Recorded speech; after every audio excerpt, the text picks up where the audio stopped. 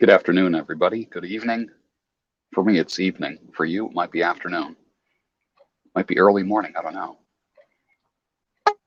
We're doing a date night tonight between Christina the trucker and I. Let me answer a couple of questions first here about the incel friendliness of this channel. I'm friendly to everybody except smartasses. And I give respect to all the incels, the volcels, and the acels, where it just doesn't matter at all. I am not interested in hammering anyone for being an involuntary celibate. I'm not interested in bothering anybody for being a voluntary celibate. We're all human beings.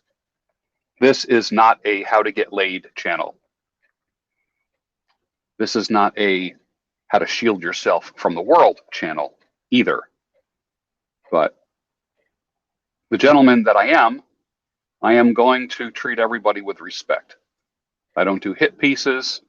I don't call people frauds on camera anyways. And everything's good. We're having Christina, who is the over-the-road trucker. She's going to join us here. I'm going to press the button. I'm glad everyone's here. Let's bring on Christina. So she is on the West Coast tonight. She's 3 hours behind me. It's 7 o'clock for me, so it's 4 o'clock in the afternoon for her. She might be in her truck. She might be outside the truck walking around. I don't know. We're going to find out. But you guys might know Christina from a conversation that I had. So this is Date Night with Christina. And there she is. Hello. How's your audio? Speak up. Let's see. Can you hear me? I can hear you perfect. Excellent. Good. This is good. How are you doing tonight? Good. Just got done today, so. How many hours were you on the road today? I think I only had, well, I had less than 2 hours left, but because I had to do a lot of dropping and hooking, my 14 was running out first. Mm-hmm. Well, let's make this something clear. You just said a word. You did a lot of dropping and hooking. That's trucker language, right?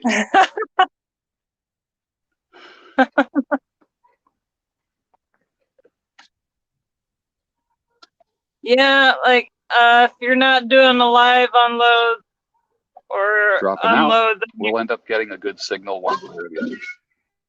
Oh.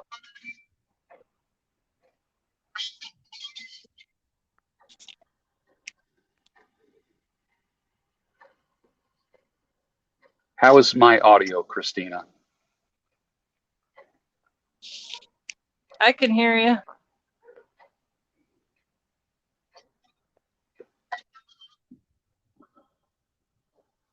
You're completely breaking up on me, but we'll get this going. We'll get this straight. Okay.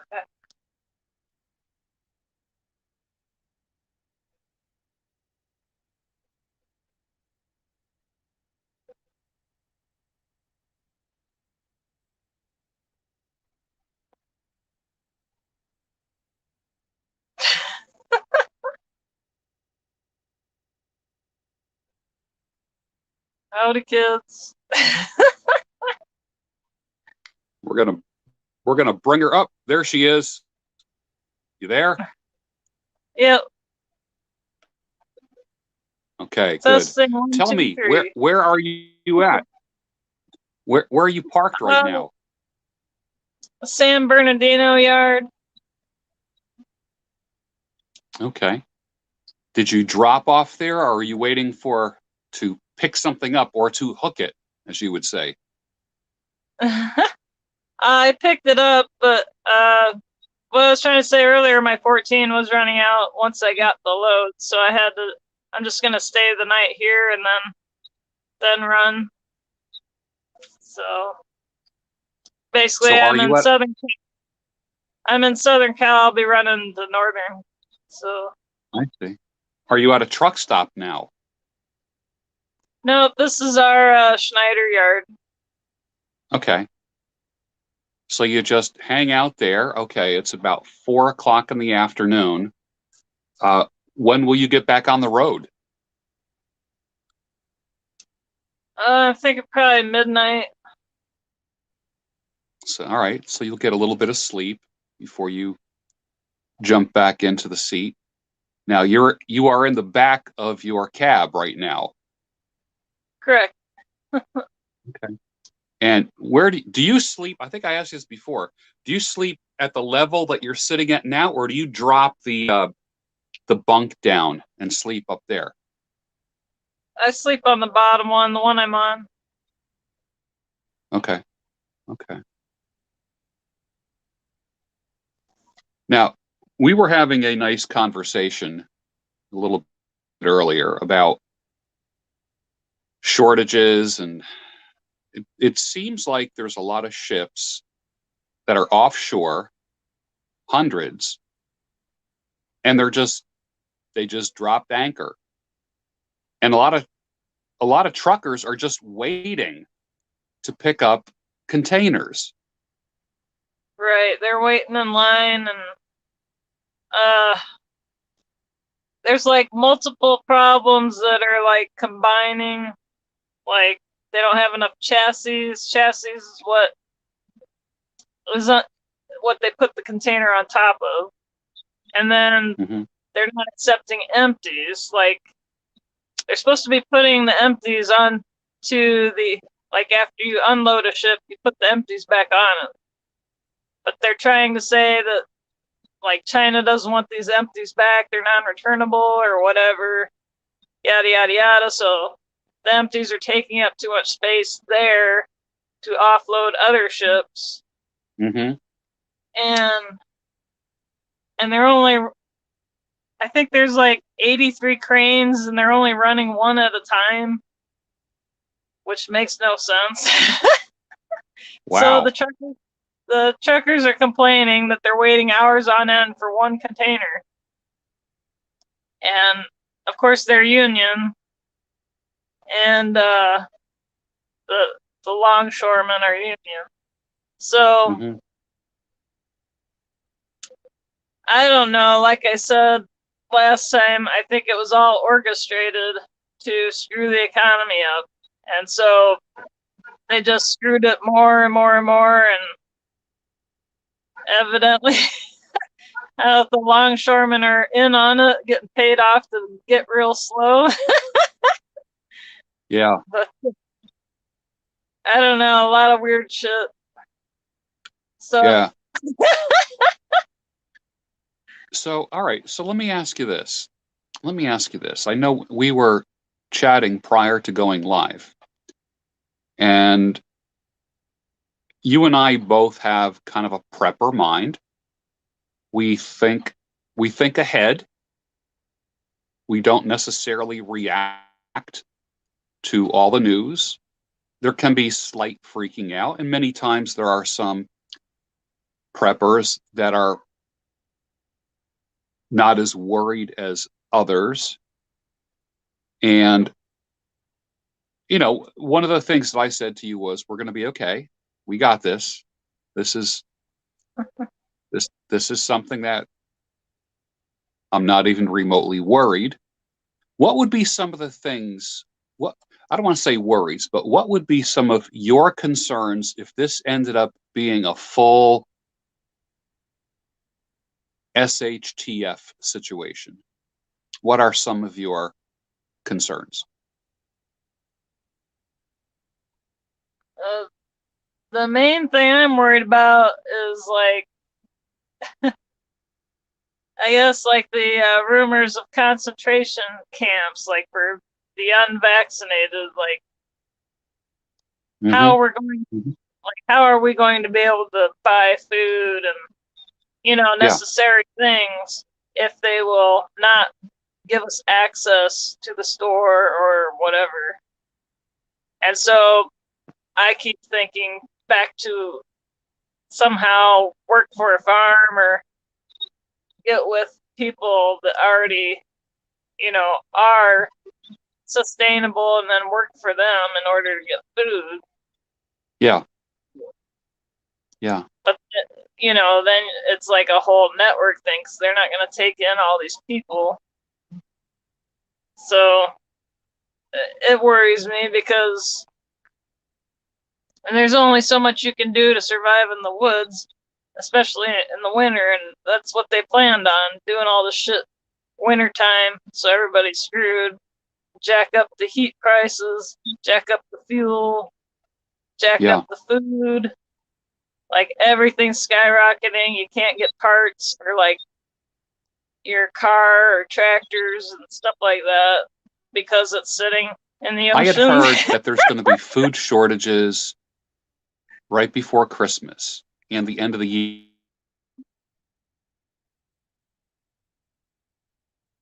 Yeah, it sounds like everything's going to go to hell around winter. So that's when we're most vulnerable, obviously. So, and if they do pass this mandate they've been talking about, where you have to get the thing, and then on top of it, you're losing your job. So it's like, I don't know.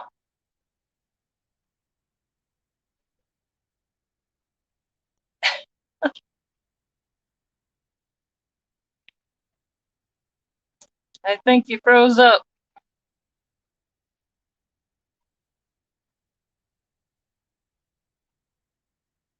I lost you.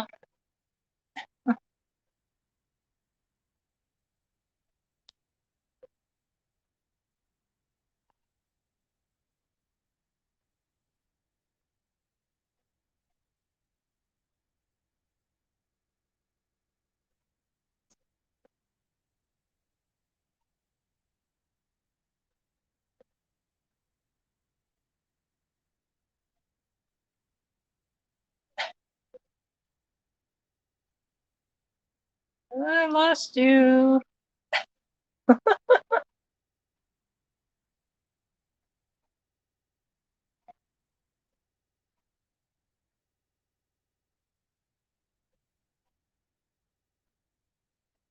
Well, I hope I didn't get you banned that fast.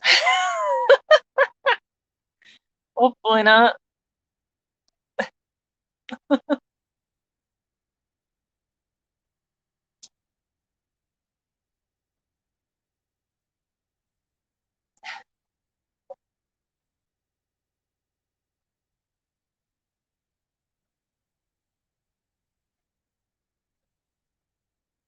So I feel like I need to say something.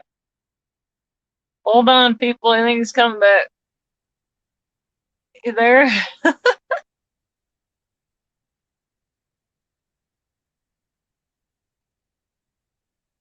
George, you there?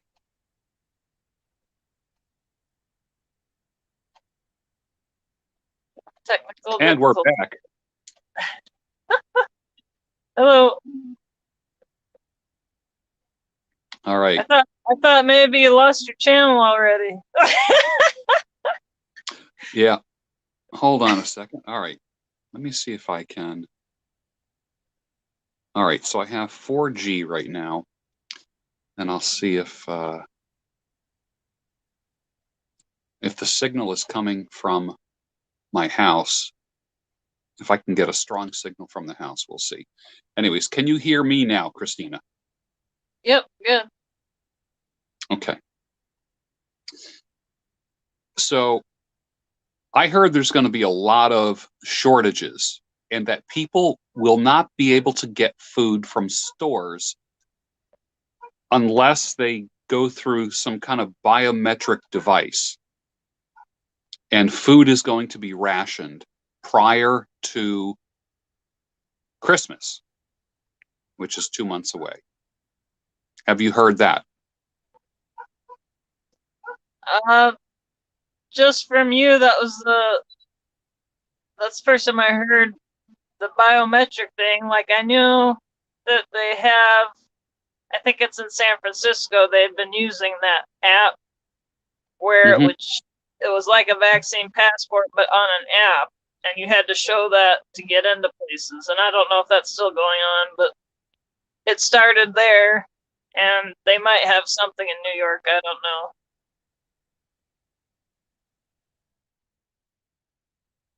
Oh, darn it.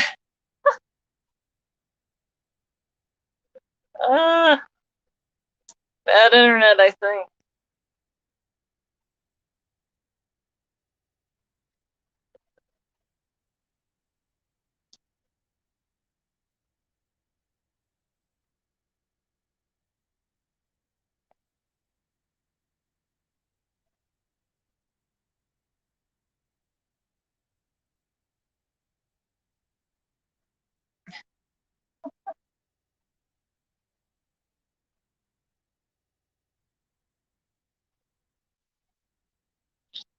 I don't know if this is going to work today.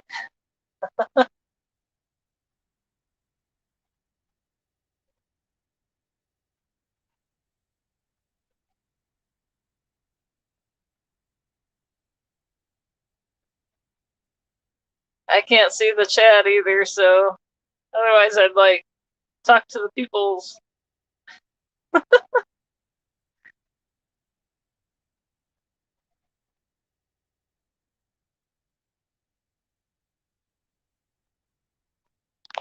Let me see if I can bring it up.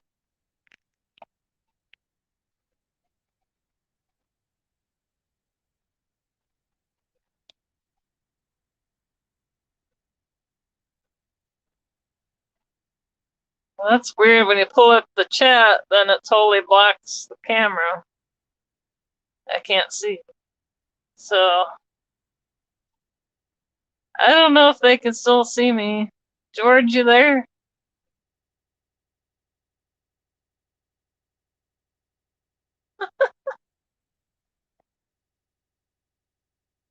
Might have to try this again.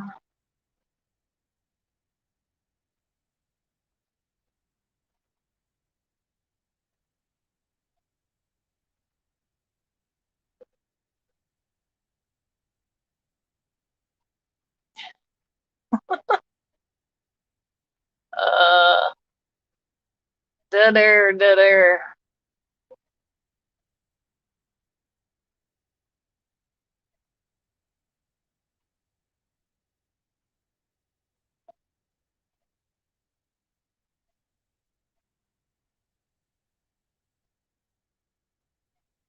System and see what happens. Ah, there she is. Okay. All right.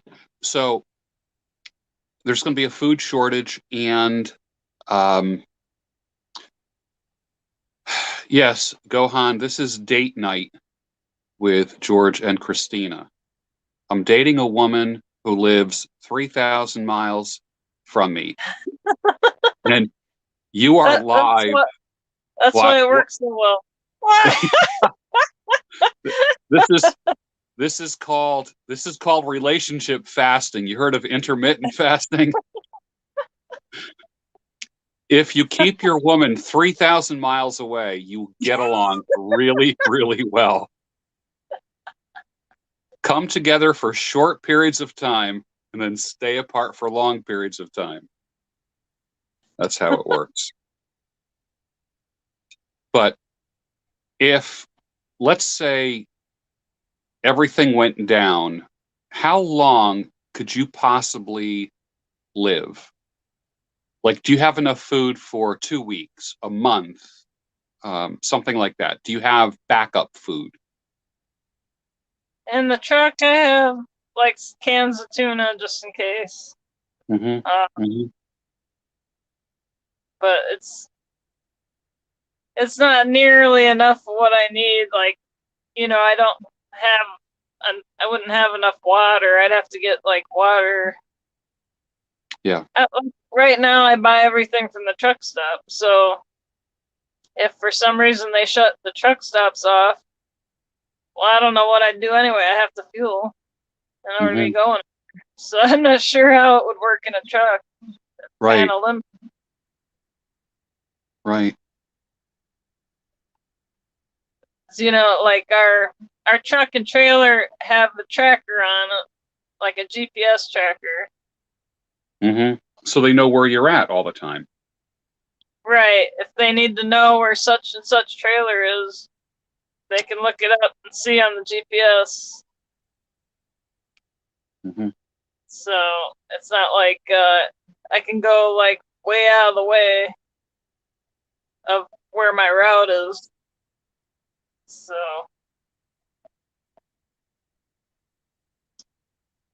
what will you do?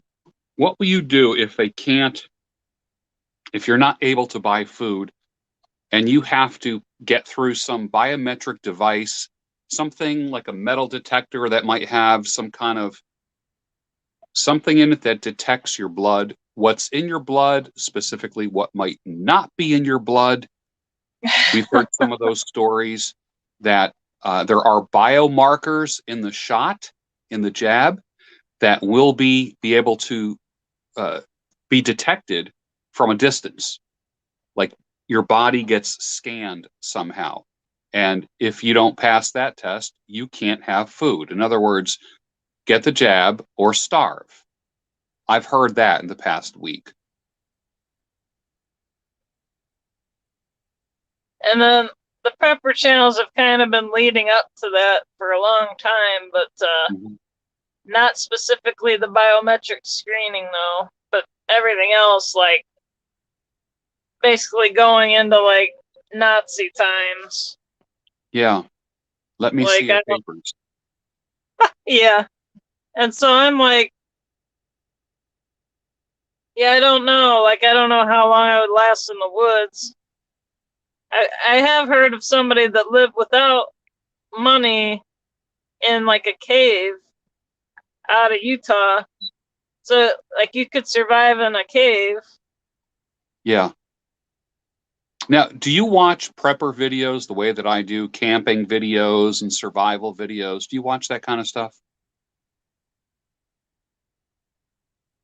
It's mainly I go to them for the news source because obviously I can't trust the regular news. So I kind of go to them to find out stuff. I know a little bit from just like long distance hiking, doing the Appalachian Trail and stuff. So I know like how to filter the water and carry, you know, everything on my back and that, you know, sleep, the tent and everything that I carry. Like I could do all that stuff. It's just I never had to hunt and fish and it's not like immediate skill there. Now, do you have supplies in your S10? My backpack, tent, sleeping bag, that stuff's all in there. The water filtration. I also have water filtration in here too, just in case. Okay. And like those pills you can use if for some reason like your filter froze up, it's no longer good. You can use those pills. It doesn't strain the water, but it like purifies it. So. Yeah. When I was in Scouts many, many years ago, I remember we went to a jamboree or something like that, and I was in charge of getting water. We went down to like the main tent headquarters where people signed in, and we had those 5-gallon cans, like those military cans. They're tall and square, you know, dark green, and they have an opening like this, and you kind of pull them open. And they filled them up with water for us, and then they took an eyedropper and just squeezed an eyedropper of bleach in it. Closed up the can, and we brought it back. And that apparently kills anything like one eyedropper in 5 gallons of water of just like regular bleach. Yep. And you can also boil it. Yeah. So if you have the means to boil the water, that'll do it. Yeah. I know you can live much longer without food, but you need water. You need water. Definitely. That's the most important thing. Now, do you stay hydrated on the job? Yeah, it's like kind of a balancing act because if you do too much, then you're constantly having to pull over to pee. Yeah, right. So you gotta kind of find your balance. Mm-hmm. But Mm-hmm. I always have a glass of water next to me while I'm driving because, I tend to get the dry throat pretty easily if, but Well, you're in the desert a lot, right? yeah, Do you yeah, have AC on, or do you have the windows open when you're driving? usually AC because, um, it is so noisy to have the window down. I rarely put it down because of the noise is ridiculous. Mm-hmm. But from my truck and the trucks next to me, it's just like, and lately I've been having problems sleeping because of that too, where like the past couple truck stops have just been terribly noisy and I haven't slept well.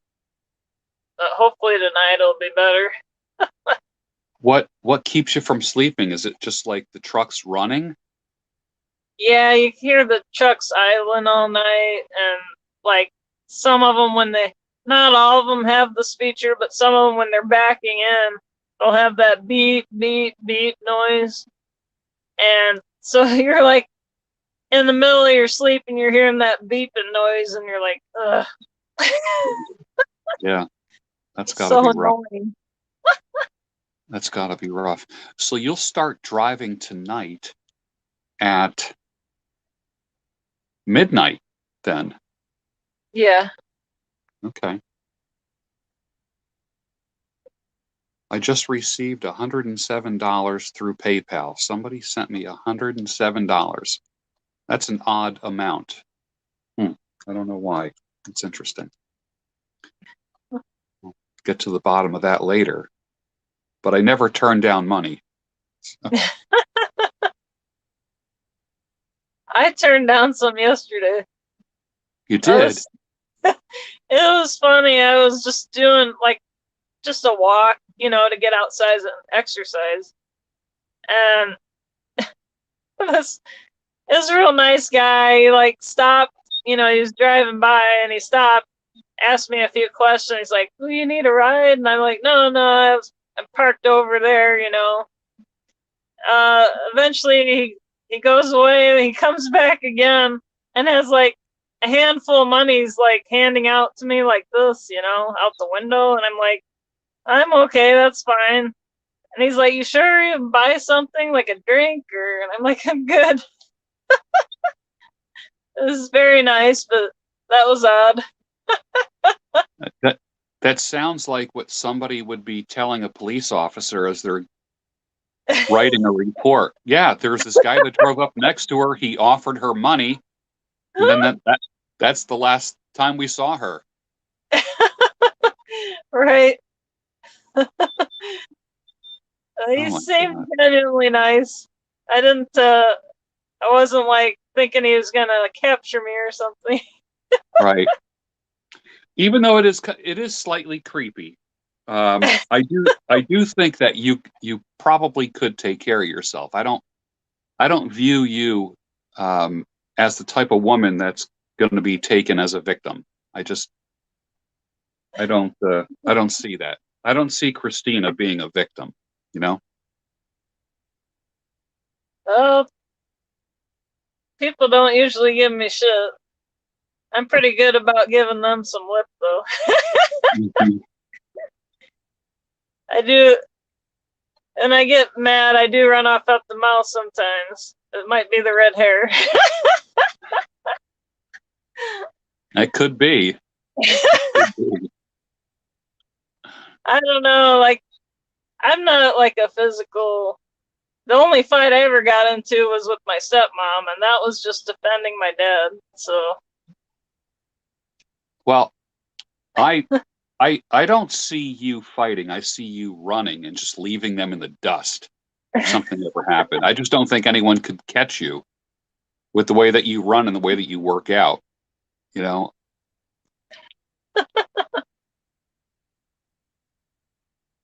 Yeah, I must be lucky. I've never really had to deal with it, like, but I keep my wits about me, I'm always keeping my head on a swivel.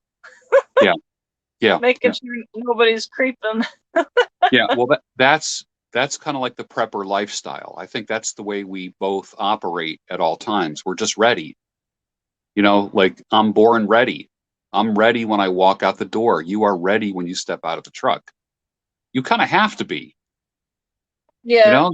You're a woman out there alone, and it can be weird. I mean, it can be very beautiful. You see parts of the country that some people will never see, but it can be creepy.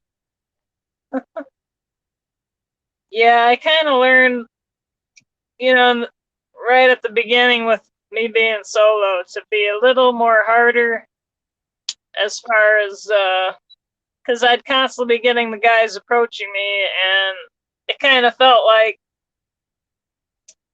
dogs sniffing around type of thing, and so it kind of made me harder as far as trying to make sure they know don't mess with me type thing. Yeah. Like I'm not a damsel in distress. Yeah. Yeah. Yeah. And you don't come off as a damsel in distress. That's one thing you don't do. I can tell you that. No white knights. No white knight, right? Right. You're getting the language down.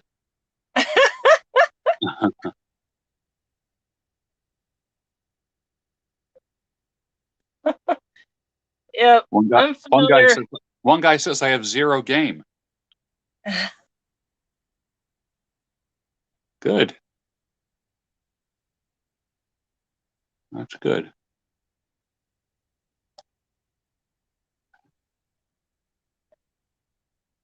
Well, we'll get rid of that fella because he just. There we go. He got blocked for the night.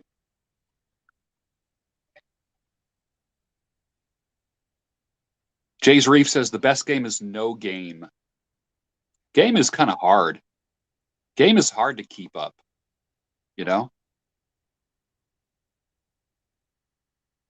When shit hits the fan, nobody's got game. The only game you want is, can you start a fire? Can you get me water? Right. Can you close this gaping wound up because I'm going to bleed to death? That's game right there. How well a man can pick up a woman is useless during SHTF.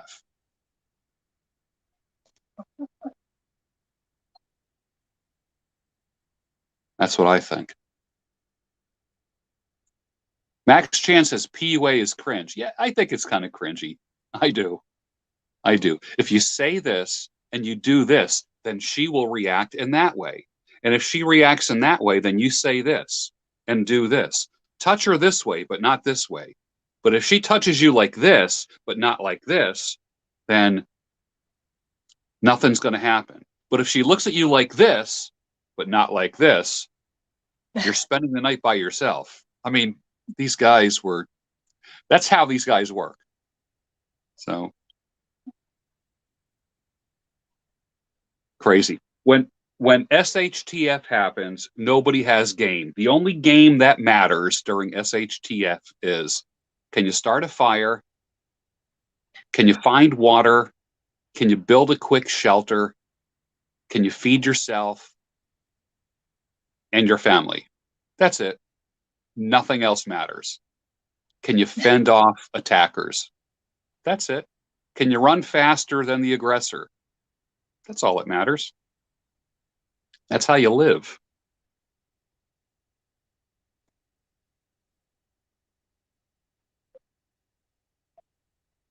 Now you've done the trail.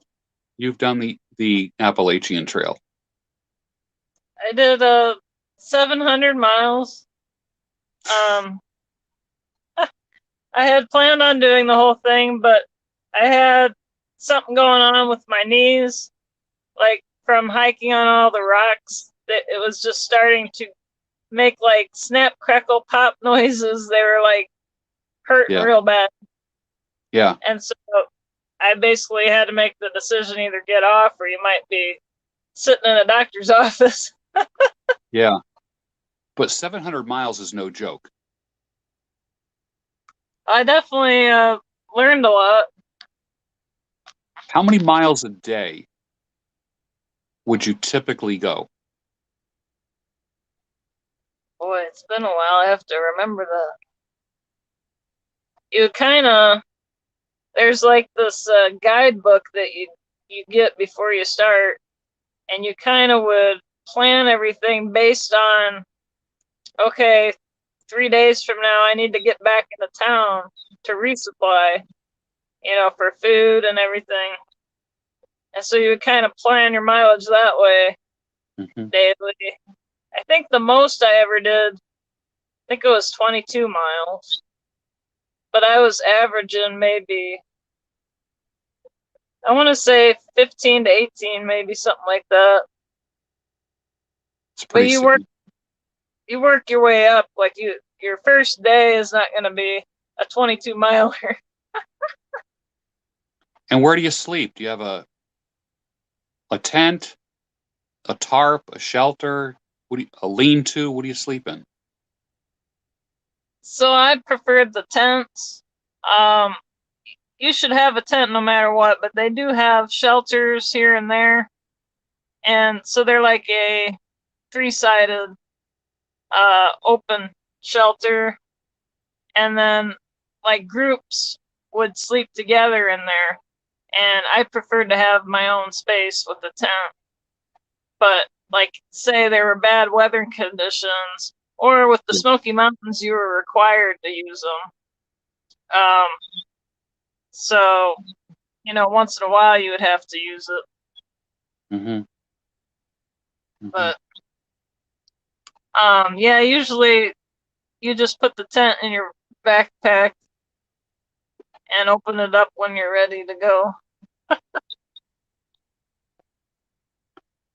Now, are you allowed to start a fire, or do you have to use a stove? Most people had stoves. I only carried one briefly because I realized I never used the damn thing. Like, I think I made hot tea a couple times, and then I was like, I don't really need this. But most people were firing up to like cook those dehydrated type meals. Yeah. And so I would just usually carry like packets of tuna and stuff like that. Was it a spiritual journey for you? Or a physical challenge? I think it was more of a physical challenge to I wanted to see how far I could go. And of course the whole travel aspect, to see, stepping into different states by walking was really neat. Yeah. Now, why did you start this hike? Was it like you ended a relationship and said, that's it, I'm hiking the trail? No. No, I sold the house, and my plan, I sold everything, and my plan was to do that hike and then travel the world, like different countries. And that's pretty much what I ended up doing some traveling after, like, I couldn't hike that hike anymore. So then I went to Spain, I went to France, Italy, Sweden. Trying to think where else. I had a handful of countries I went to. Mm-hmm. Iceland, that was the big one for me. I always wanted to go to Iceland. So I Wow. spent a month there just backpacking it. Mm-hmm. And that was mainly the thing, was to see different countries. And well, I'm glad I did now, because you can't go anywhere now. Can't go anywhere now. So Yeah. I'm glad I did it then. And before I had sold the house and all that, I had made a trip to New Zealand when I was working full time. I had like a 4-week vacation, so I went to New Zealand. So I've hit like the big ones that I wanted to hit, except for Australia. I haven't.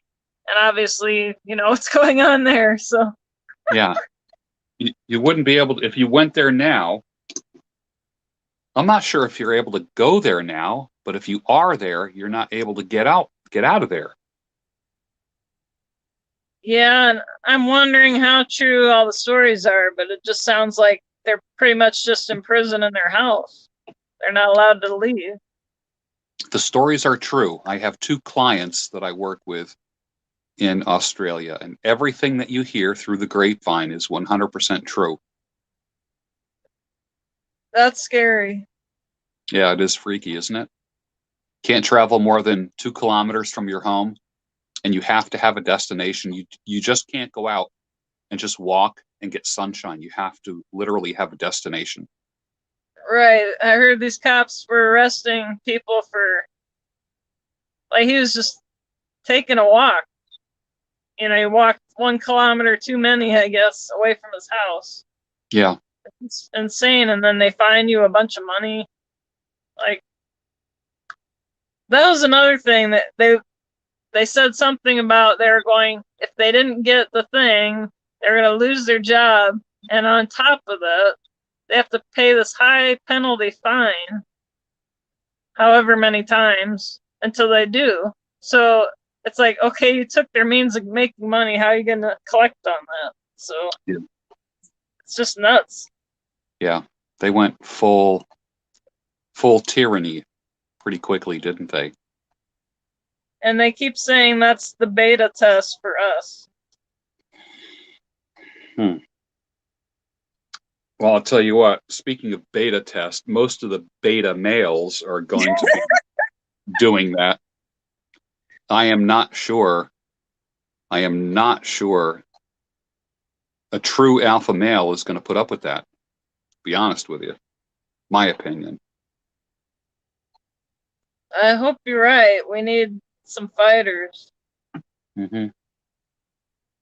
Yeah. Were you ever a fan of the series The Walking Dead? I love that show. Does it remind you of like anything going on today? You know, I had when I was in Kuwait, I got into it. I was reading all the comic books, and then I started watching the old seasons up until whatever was current at that time. I think that might have been 3 or 4. Yeah. But I was so engrossed, and you hit the nail on the head. It has nothing to do with the zombies at all. It is like that they are the model that we need to follow to survive this shit. The zombies, you know, when I've said that to people, do you watch The Walking Dead? And they go, well, I'm really not into zombies. And I say it's not about the zombies. The zombies are just merely an environmental hazard. It's the other people avoiding the zombies and the bands of people, the groups of people that are more of a threat than the zombies are. Oh yeah, the people are downright evil. They just kept walking into more and more evil shit as they went. Yeah, and they did. When you see that Rick Grimes crazy face, that's the shit Yeah. I was in. I'm like, get him, Rick. Yeah. Yeah. It's like once you fuck with the sun, you're done, man. Yeah. Yeah. That's true. What did you think of Negan? He was I think out of all the TV villains ever, and there's some pretty bad villains there, I think he was one of the worst. He was evil. Yeah, and I had read all that part in the comic book before it happened. And boy, when it happened, I still cried like a freaking baby. Yeah. It was just so freaking impacting. Yeah. To say the least. It was just yeah. And I think after that season is pretty much when I stopped watching. So I kind of jumped the shark a bit. But you know, when they brought, what was his name, Ezekiel or whatever, with the tiger, and that was in the comics. But when you saw it on TV, it kind of looked cheesy. Yeah. But that was something else, and even though that, like, the guy playing that character was a lot smaller than, you know, the comic book, he still made it work. Like, he still was scary as hell. Yeah, it is true. It is true. Hey, let's take some questions from the audience. Let's open it up, little Q&A here, and ask intelligent questions. And you might get an intelligent answer. If you ask a dumb question, you're going to get a dumb answer from me. So let's open that up. But in the meantime, all right, so you're 3 hours behind me. It's 4:30. Are you typically, what, a 6-7 hour a night sleeper? Yeah, I usually don't get enough unless if I have a short day, then I can really sleep in, but which I'm running out of hours pretty, like, my 70 will be up after this run, so I'll be taking a reset, and so I'll get plenty of rest then. What's a reset? Explain that to the audience. You get like a 70-hour work week, and then when you use up that 70, in order to replenish your hours, you have to take 34 hours straight off. So you have to be off duty that entire time in order to get those hours back. I see. So sometimes, like, you're not always in a good area. Like, one time I got stuck at a rest area, and, like, you can't go walking on the highway. So yeah, I try to set myself up at a truck stop. That way I can, like, leave and get a walk in and all that. Shower and take a shower. Yeah. Yeah. Do you think that we are going to end up as a tribal society? There's not a lot of people that I can talk about SHTF with and share videos with and various conspiracies. You are one of those people. And you don't come back at me and say, dude, you're weird. You actually believe that stuff.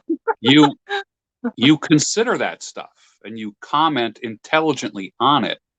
When people send me things, I watch things. I take a look and I consider things. I don't write people off, because there were things that I predicted 2 years ago that people laughed at me. My inbox was filled with all kinds of crazy stuff. People saying, I am unsubscribing. This is crazy. You know, you're going way too far. Other people are saying, keep it going, man. Keep it going. We're learning from you. But I've done the same thing. Like, for instance, that one thing that I just read today, that there's going to be a biometric system put in place by the end of the year. If you can't make it through that biometric system, you're not going to eat. And I instantly thought, okay, how long can I live without being able to go into a store? I start thinking, okay, how many cans do I have? How many bags of rice do I have? And I just start making a mental inventory. I start thinking of water. Do I need to start filling up? When I buy jugs of water, I do not throw the jug out. I just refill it and save it. Right. Yeah, if you live near a water source, you're gonna be good. Yeah. 'Cause, yeah, that's the thing. You can't rely on, like, if they do shut the grid down, rolling blackouts, you gotta have an alternate source for heat. Like, say a wood burning stove, like cut up wood, or maybe a backup generator, and you would need backup fuel to run that generator. Mm-hmm. And, to keep, say, a freezer full of meat, like, I was kind of suggesting you get like half a cow. That's definitely what I would do, and freeze it. Yeah. And then have some way to keep that going in case the power goes out. Mm-hmm. And definitely need heat in the winter. But yeah, I think those commodities, they're already skyrocketing, but it's going to get worse, I think. Like, I already see gas at $5 a gallon, so. You're already seeing that? Yeah, in California, $5 a gallon. So, and that's for regular. I was just looking at it today because I was sitting somewhere and I was looking at it, I'm like, Jesus Christ. That was a regular gas station for cars. So I think I was at a stoplight or something. Yeah. But now, you use diesel. How many gallons do you put in the truck to fill up? I don't know exactly, but I'm thinking it's either 75 or 80 gallons per tank. I have 2 tanks that I fill up, and I'm pretty sure it's in between those numbers, 75 and 80. Yeah. So you spend $600 to fill up. Yeah, that one time I've been keeping an eye on it just in case, like, I do decide to start running my own deal. I like to keep an eye on how much things cost. Like, if I have to get something fixed on this truck, they pay for it. But if I can kind of get a gander at the bill, so I have an idea, just kind of puts a perspective on, hey, this will be all you if you do that. So yeah. And like watching how they fix certain things that I could take care of later, Sure. And that's how I've learned how to replace lights and stuff. I watched them replace mud flaps, so next time I'll know how to do that. Basically, just need like some tools. I'll probably have to buy some sooner or later. I don't really carry any tools, but it's ridiculous how much they'll charge for stuff like that. I think it was a couple $100 just for that guy to put 2 mud flaps on a trailer. Yeah. And it took like 5 minutes. So, as a company driver, like right now, I'm just kind of learning stuff like that, keeping an eye on things. I've been watching this one channel. It's been really helpful. Like, it breaks a lot of stuff down. Like, you need to know how to budget. A lot of people don't even know how to budget for their house. Here we have a question from Dr. Nutt. Do you both follow Owen Benjamin's streams at all, like within the past 1 to 2 years? The answer for me is yes. I watch probably 50 to 75% of what Owen has taught and posted. Yes. And many of my followers, who I call the beasts, are very similar to the bears, Owen's bears. And the beasts and the bears get along quite well. And we do communicate privately. Are you familiar with Owen Benjamin? Christina? Okay, I'll send you some links. I'll send you some links. It's about having a kind of a self-contained society and how to view the world that's going to hell, while within your self-contained society, you have peace, you have protection, you have food, you can sleep well, that kind of thing. So that's what I get from Owen Benjamin. Yeah. Andrew says to watch Socks with Sandals. I don't know what that is. Do you know what that is, Christina? Mm-hmm. Dr. Knott, yes, I agree that if she tuned into Owen, I thoroughly agree that she would fit right in. Absolutely fit right in. And some people can watch Owen and say, what in the world is he talking about? I do believe Christina will, when she tunes into Owen, she's going to be like, yeah, this is cool. I believe that. Yeah.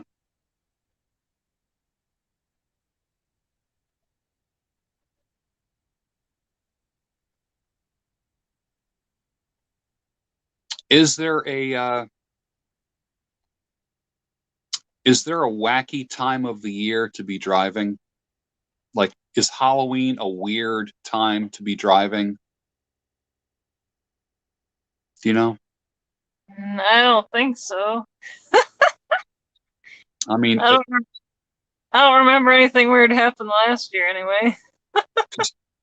every day just kind of leads into the next day when you're on the road, I would imagine. Yeah, I've never been a holiday person, so I always preferred to work holidays. Yeah. So like they just kind of seem like any other day, really. But yeah. Basically just nervous about the snow flying again. Mm-hmm. You know. Yeah. It wears you out because you're kind of on pins and needles, stressed about sliding and all that. Yeah.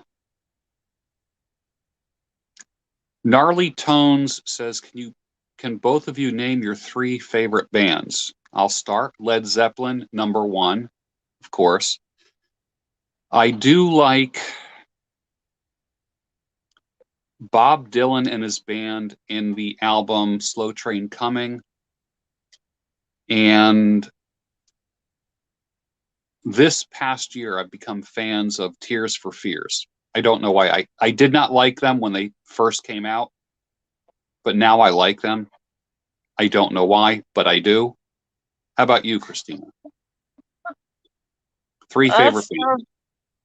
That's tough because I had a lot that I love, but I would say Chevelle is definitely up there.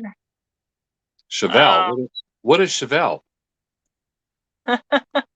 They named themselves after the car, but they came out probably 90s with Breaking Benjamin around that time, where they're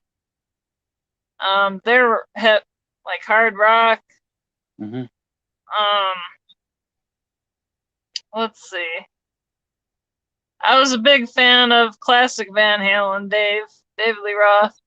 Mm-hmm. Back when I was in high school, I was obsessed with the Doors. Oh yeah. Obsessed. For me, the Doors are shower music. Like when I know I'm going to take a really long shower, I put on the very best of the Doors, and I just basically rock out to the Doors as I'm getting ready in the morning, taking a shower and putting lotion and potion on my face and brushing my beard and getting dressed. Yeah. Andrew says Socks with Sandals is a UK YouTuber. He's 100% with everything you say, Christine. I'm confident you will like his channel. So, okay. So Andrew says that you would like Socks with Sandals. Okay.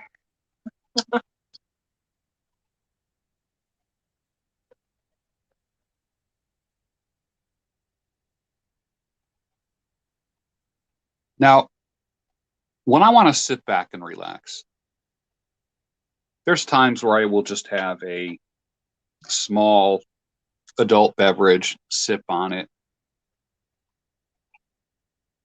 like I am now, have a pipe. What do you do to relax? I mean, obviously, you get out, you run, you work out, you have weights.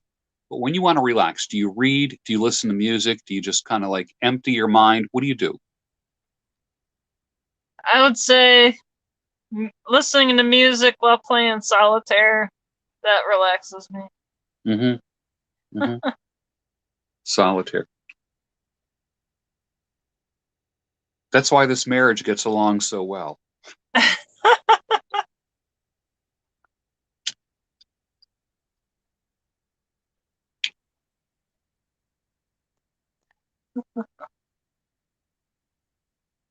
Now, you are in pretty much warm weather. I'm now in cold weather. I have a fleece on right now. Without this fleece, I'd be freezing. I also have a heater on the floor near me. And if I'm out here late enough, I will have to put that heater on. It's probably about, it's 60 degrees. I mean, that's not freezing, but it's chilly enough. What is the temperature where you are at right now? I would guess in the 70s, mid 70s maybe. Now, how cool will it get tonight? Well, I know Northern California was really cold this morning, like 40s. So, and I did see Mount Shasta had a little white on her yesterday. We had a bit of it was like a windstorm with some rain, and so there is getting some snow on the top of the mountains, but just rain on it. So, okay. But it looked really cool, the clouds, because the clouds were like really low. It looked neat. Mm-hmm. Now, do you have a jacket or a fleece or hats and gloves and all that with you in case you need them? Or yeah, and I made sure the last time I was at our terminal, I got all my winter gear in here. Mm-hmm. So just in case. Yeah. Do you keep the is there a temperature that you keep the truck while you're driving? A certain temperature? Not really. Like, it doesn't have a digital readout or anything. Mm-hmm. And are you pretty much like in a t-shirt or something like that when you're driving? I mean, you're not driving in a jacket, right? Only if it's cold, I'll have the jacket on, but it usually comes off at some point while I'm driving.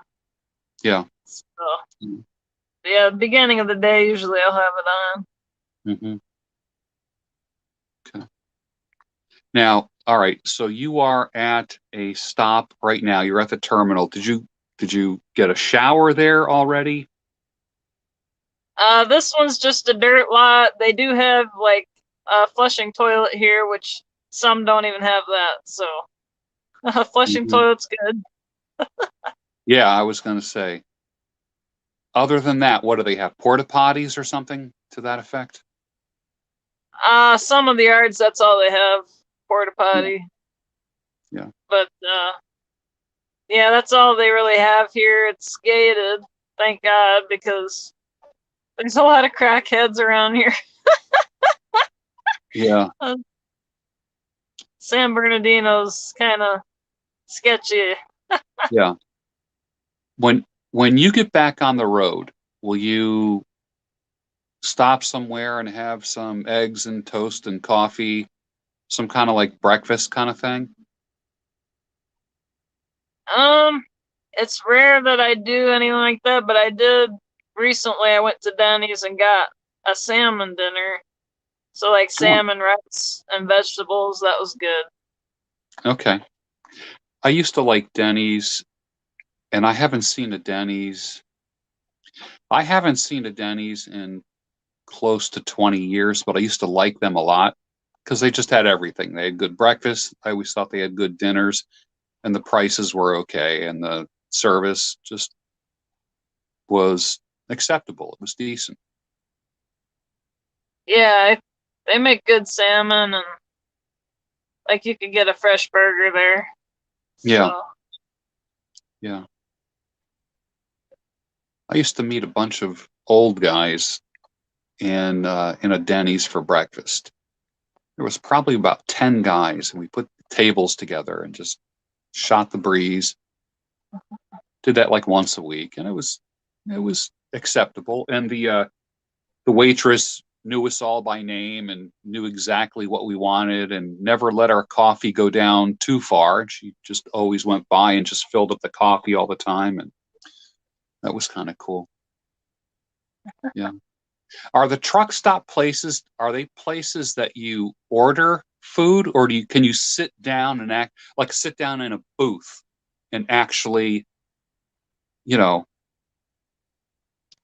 If they have the Denny's, you can, but most of it's like to-go stuff for your truck, or they'll have like, Wendy's, like a fast joint. Yeah. Or you could sit there if you wanted at the Wendy's. Yeah.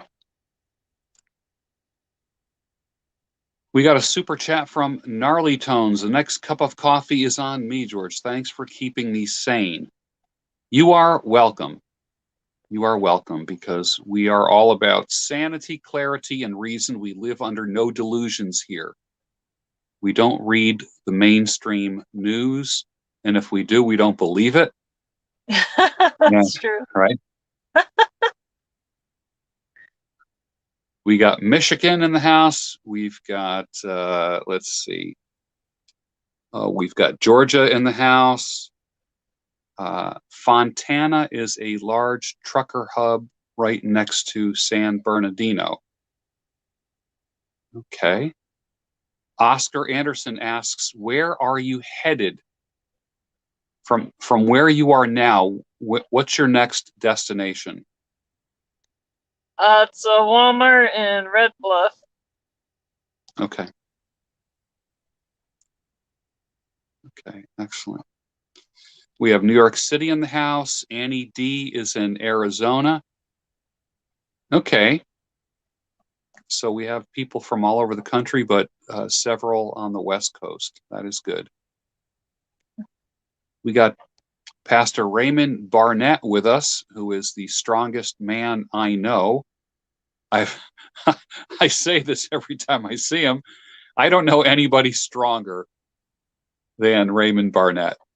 Literally the most physically strong human being I know.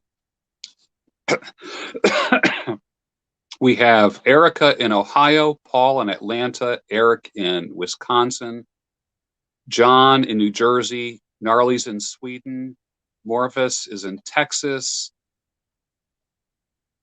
We have Ireland in the house.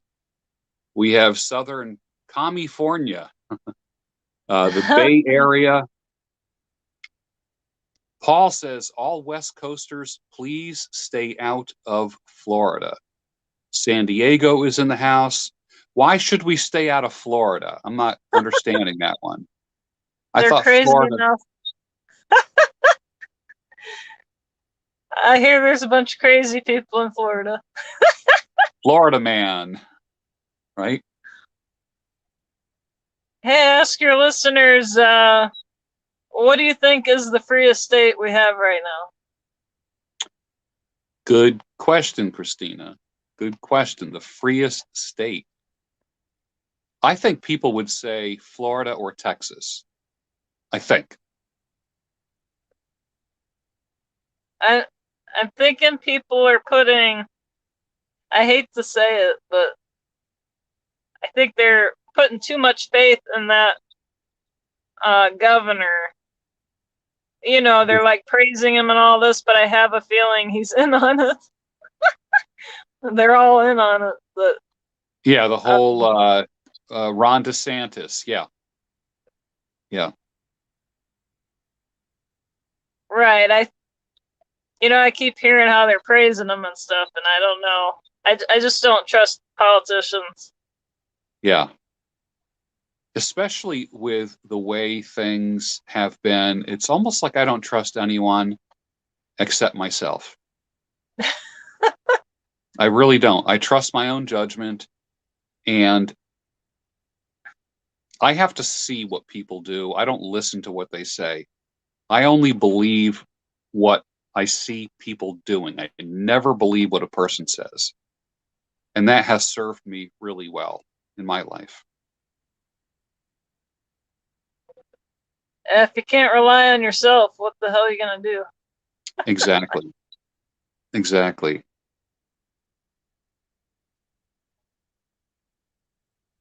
Raymond Barnett says, I don't trust any politicians. True. True. Oscar says, Georgia, hands down. Okay. I get that.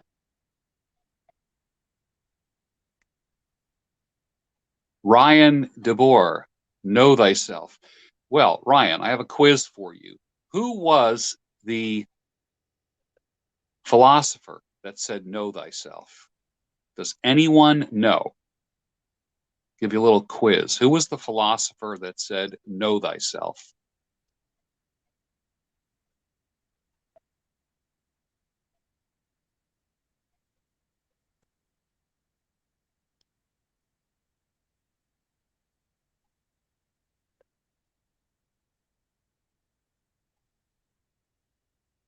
Memento mori. That's right. Remember, there's always death.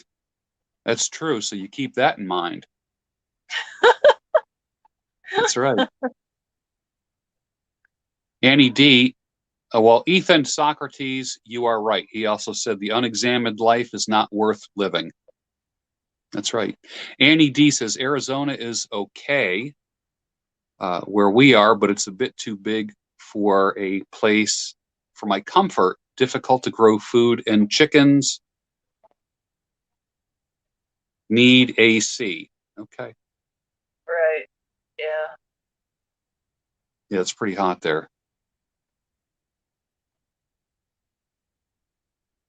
Yeah, from my experience, Utah and Arizona are the freest, but I never get to the east side, so I don't know what's going on. You know, I hear Missouri and Tennessee are, Yeah. but I don't know for myself. So I was kind of curious. Yeah. Yeah.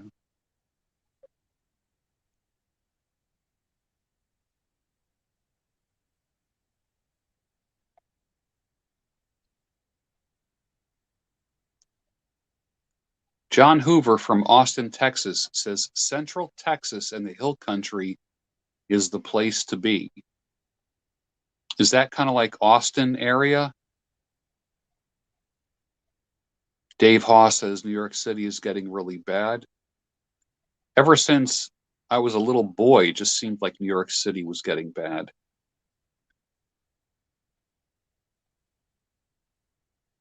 Cobleskill, New York is free.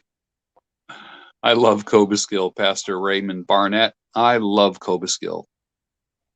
I was actually born in Cobleskill Hospital. I know it well. My whole family. Well, my father's family is from Cobleskill. My mother's family is from Brooklyn.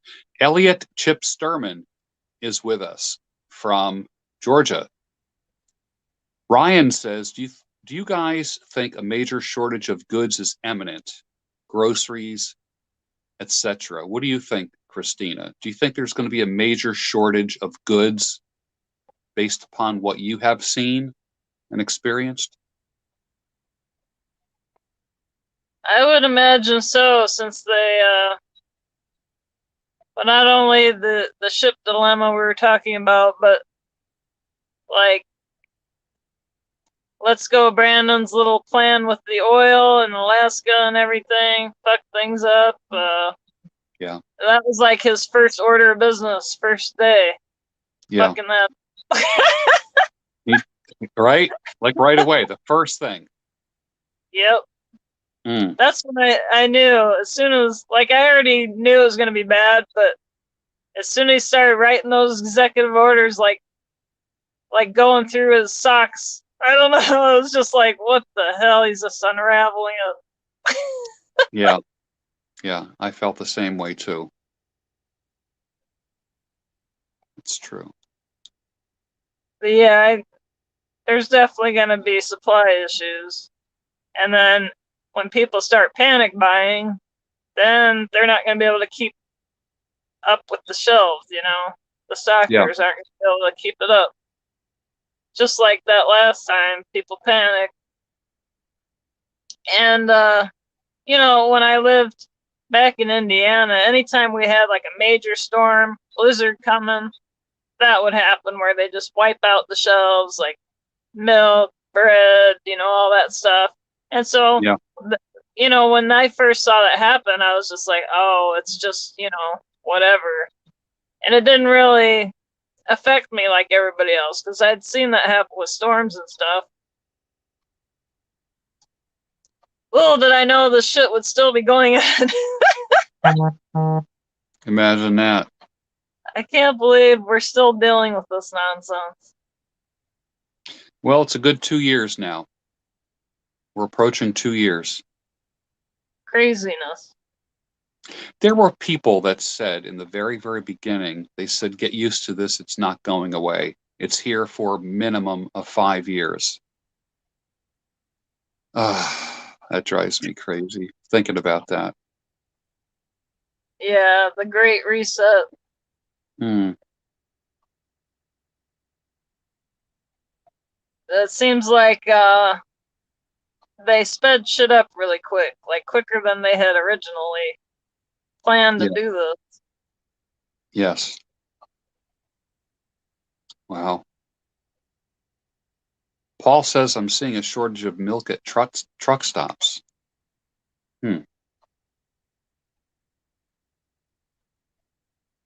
Raymond says his USMC hat and flag are both made in China. Holy cow. That's rough. That's rough. Hmm.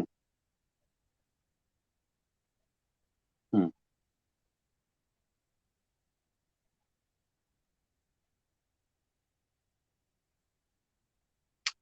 All right, Annie D says 2022 is going to be the end. Well, I certainly hope so. I really do.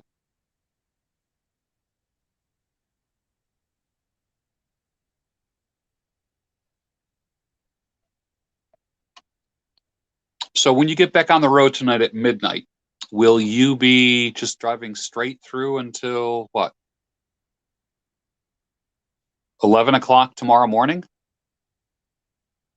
Originally, I was gonna try to just run it straight and deliver, but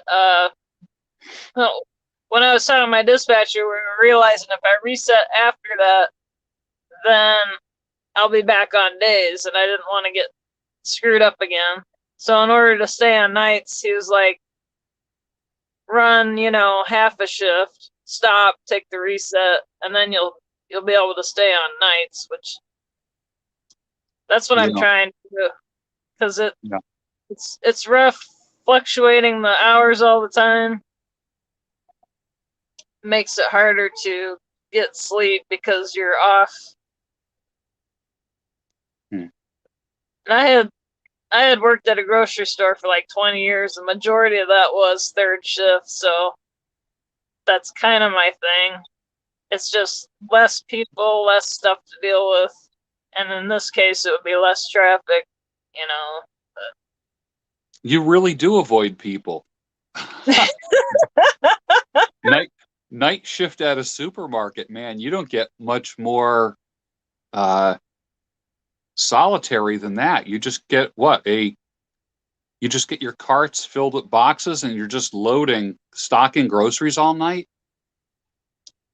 Yeah, we'd unload the trucks and then we'd sort out by aisle in the back room, and then we'd take it out and stock it.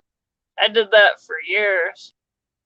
Mm-hmm. And then at the last like 2 years, I had went from working with a crew of say 4 to 5 people, and they put me alone to do the frozen and dairy departments by myself.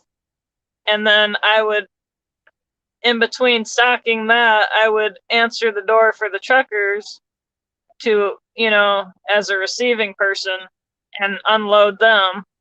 So I kind of been on all ends. I've unloaded trucks. I've worked in the factory. I've worked in the warehouse as far as stocking the warehouse. And now I'm a trucker, and it's kind of like full circle. Like I've been in all areas of production to the delivery type. It's weird. Yeah. Where do you think you'll end up? What do you think? Let's say by the time you're 50, where do you think you'll be at 50 years old? And I'm not telling anyone your age, but where do you think you'll be? Not much longer, honestly. Not much longer. Boy, I would say this feels the most natural to me, what I'm doing.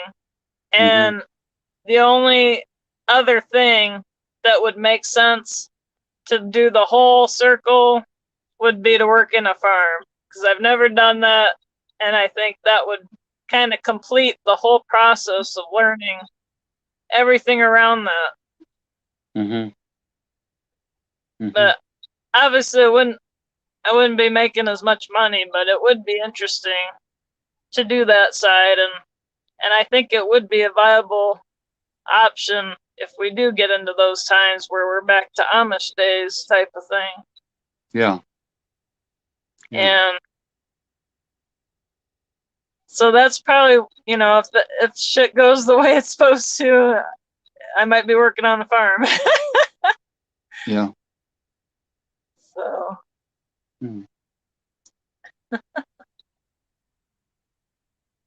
It's hard to say. I mean, but by the end of this year, I guess that's going to tell us where this is going to go. By the end of the year, I think we'll know better by the end of the year.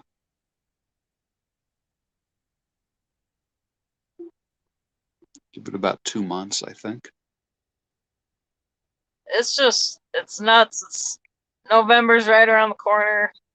Yeah, it's just flown by. What will you do for the holidays? What will you do for Thanksgiving? What will you do for Christmas? You're looking at it. I'll be trucking. You'll be eating your turkey drumstick, doing a show with me 3,000 miles away. Nice.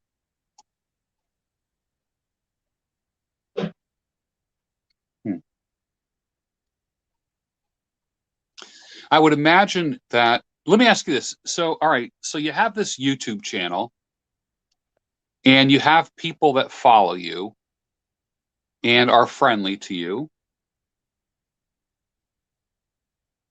And it seems like it's like a nice, friendly thing. So you're not totally alone, but there's enough distance between you and people where you don't have to get involved and entangled in people's lives. Right. Having the channel kind of gives me a sounding board for, like, to tell people what's on my mind, and then, I can get like their reaction on what they would do in such and such situation, or, like you would, like probably a normal person would talk to their friend, and then the friend would give you, whatever advice, and then you take that into consideration. That's kind of how this is. It's like a sounding board, and they seem to be rooting for me. Yeah. It seems like you have. What's interesting is that the Instagram model kind of chicks, doing the makeup channels, they end up getting a lot of haters and all this kind of stuff. And what you're not doing is coming on with an air of pretension. And I think what that does is weed out people. It weeds out the weirdos, and I've noticed you're not getting a lot of men simping on you. You know, there's not a lot of this guys bending over backwards like this, you know, like you're this damsel in distress. I'm not seeing that happening. It seems like the men that follow you are a pretty decent bunch. When I've looked at the comments, it seems like it's a decent group of people. Yes, they've been very respectful, and a lot of them are like male truckers. Yeah. Oh, so, yeah, they talk in trucker language. I know that. Yeah. Yes, I've been fortunate with that. You know, once in a while I'll get a weird comment, and I'll just be like, I ain't like that, you know, because they were saying, "Go do OnlyFans." I was like, what the hell is that? Mm-hmm. It's some kind of like strip type thing. I don't know. I guess the chicks are scantily clad or something. I don't know, but I was just like, I ain't like that. Yeah. That's what not, you know, I'm not doing it for that. So yeah. Yeah. Hmm.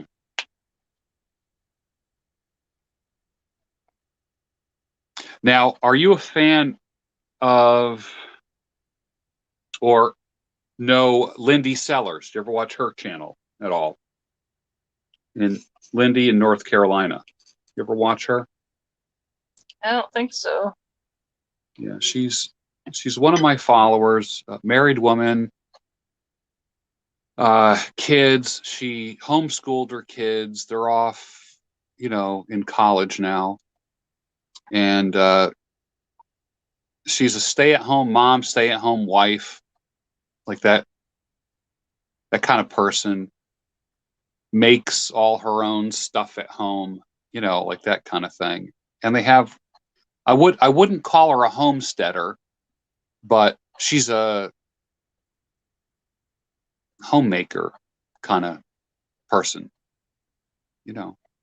She might do a video on makeup or hair or how to pair certain clothes or something like that, or how to cook a relish or bake a cake or something. It's, you know, it's interesting. It is it's another model of femininity that exists in America, and not every woman is a cookie cutter woman. You know, like you're not a cookie cutter woman. You are a unique person. Some of the ladies that I know who follow this channel are unique in that sense. They're not going to be categorized. You are not going to be categorized. There's not a lot of women like you, and I think one of the reasons for your level of success is that it's not like there's 10 or 20 Christinas out there. You know, there's one, and people watch you for that reason. People watch Lindy for that reason. And then the fans of Lindy, I've sent some fans over to Lindy's channel. I've sent some fans over to your channel. And that's been kind of cool. That's been kind of cool.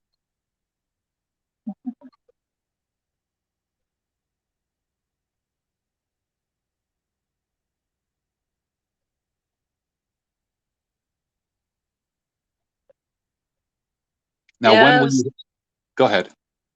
I was kind of surprised that they would be interested in coming over, but I was like, well, it might not last long.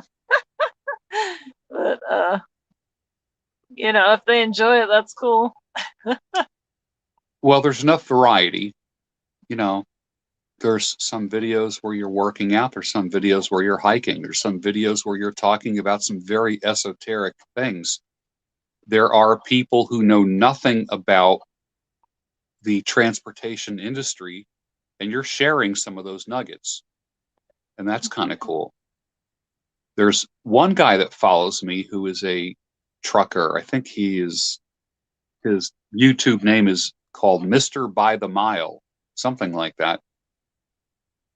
So, and he does a lot of teaching while he's on the road and while he's at the truck stops and that kind of thing. So he's kind of doing the same thing. Yeah. There's people who have channels that are like Uber drivers. You know, you follow them around. Yeah. I had watched a guy, he was a truck driver and then he switched to Uber. Like he was just like done with trucking. He did it for like 20 years or whatever. So he switched to Uber and was very successful. And he would do like live streams the whole day of him delivering. Because it was during the Big C moment where it first really blew up and everybody's watching. Yeah. Yeah. I was just like, these people are actually watching 8 hours of this guy delivering food. It's crazy. Wow. He was banking money too from that. Yeah. Yeah. That's interesting. Very interesting. Well, all right. We've been on the air for about an hour and a half, and it's been fun as usual. You need to get to sleep, get a few hours of sleep. It's what, about 4:30 for you. So, you know, you can get some decent sleep in before you fire it up. Is your truck running right now? Yeah, I got the AC going right now. Okay. Okay. Do you ever turn it off, or is it just always running? Because it seems like when I've gone to truck stops, all the trucks seem to be on at all times. Yeah, that's why it's so freaking noisy. Yeah. But like yesterday, it was cool where I was at, so I had it off, and then I fired up the heater, which is ran on the diesel, so you don't have to idle for the heat. Because we have a bunk heater, and it, like, you put it up to 80 and it's nice and toasty. Yeah. Yeah. But that runs off the diesel, so yeah, I get a lot better sleep in the winter, honestly. Oh, that's cool. That's cool. Oh, now the questions are coming in. Do you think the truck driving profession will pay enough to get people to come drive? Well, I mean, you have to compare it. Like, if I compare it to what I was doing at the factory, like, I'm making a hell of a lot more money than I was at the factory. And the factory, I was putting in overtime, but I wasn't living there. There is a difference. But for me, living in the truck is pretty normal because I did quite a stretch living in my S10. And this is like an apartment compared to my S10. Yeah. So, like, I'm used to living this kind of way. So it doesn't bother me, and it doesn't feel like I'm at work, even though it is kind of a 24/7 deal. It's not like how I felt when I had to show up to the factory and punch in with, stand in line and punch in. I hope I never have to do that again in my life. Yeah. That whole process, and then you have to have meetings every day. And oh God, I hate meetings. But yeah, it's just kind of like your own little world. Like I said, I think this is, out of all the things I've tried, this is probably the most suitable job for me.